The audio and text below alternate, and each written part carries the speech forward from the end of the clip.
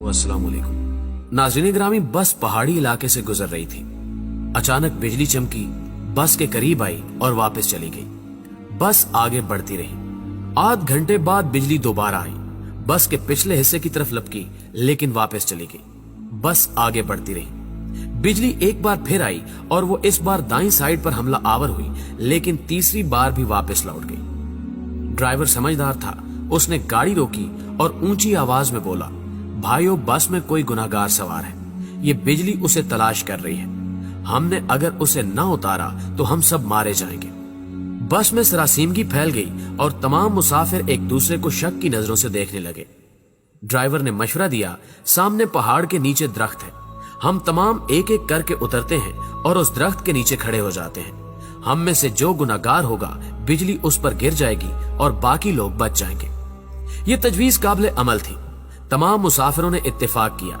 Driver सबसे पहले उतरा और दौड़कर दरख्त के नीचे खड़ा हो गया।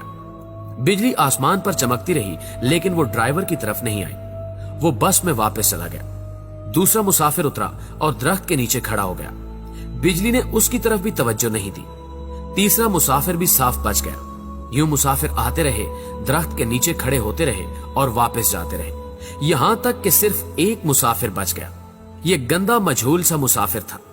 कंडक्टर ने उसे तरस खाकर बस में सवार कर लिया था। मुसाफिरों ने उसे बुरा भला कहना शुरू कर दिया। लोगों का कहना था कि हम तुम्हारी वजह से मौत के मुंह पर बैठे हैं, तुम फौरन बस से उतर जाओ। वो उससे उन गुनाहों की तफसील भी पूछ रहे थे जिनकी वजह से एक अजियतनाक मौत उसकी मुंतजिर थी। वो मुसाफिर उतरने के लिए तैयार नहीं था, लेकिन लोग उसे हर कीमत पर बस से उतारना चाहते थे।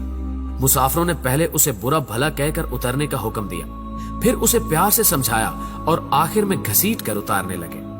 वो कभी किसी सीट की पुष्ट पकड़ लेता था, कभी किसी राड के साथ लिपट जाता और कभी दरवाजे को जप्फा मार लेता, लेकिन लोग बाज ना आए। उन्होंने उसे जबरदस्ती घसीट कर उतार दिया। ड्राइवर ने बस चला दी। बस जो ही गुनाहगार से चंद मीटर आगे गई, धाड़ की आवाज आई, बिजली बस पर गिरी और तमाम मुसाफिर चंद लम्हों में जलकर भस्म हो गए। वो गुनहगार मुसाफिर 2 घंटों से मुसाफिरों की जान बचा रहा था। नाज़रीन ग्रामी, मुझे किसी साहब ने एक दिलचस्प वाकया सुनाया। वो तुर्की के रास्ते यूनान जाना चाहते थे। एजेंट उन्हें तुर्की ले गया। ये अजमेर शहर से दूसरे लोगों के साथ बर्फबारी का इंतजार करने लगे। सर्दियां यूरोप में दाखिले का बेहतरीन वक्त होता था। बर्फ की वजह से सिक्योरिटी एहलकार मोर्चों में दुबक जाते थे। बॉर्डर पर गश्त रुक जाता था और एजेंट लोगों को कश्तियों में सवार करते थे और उन्हें यूनान के किसी साहिल पर उतार देते थे। ये एजेंटों की आम प्रैक्टिस थी। उन साहब ने बताया कि हम तुर्की में एजेंट के डेरे पर पड़े थे। हमारे साथ गुजरांवाला का एक गंदा सा लड़का था। वो नहाता भी नहीं था और दांत भी साफ नहीं करता था। उससे खौफनाक बू आती थी। तमाम लोग उससे परहेज करते थे। हम लोग दिसंबर में कश्ती में सवार हुए। हम में से कोई शख्स उस लड़के को साथ नहीं ले जाना चाहता था।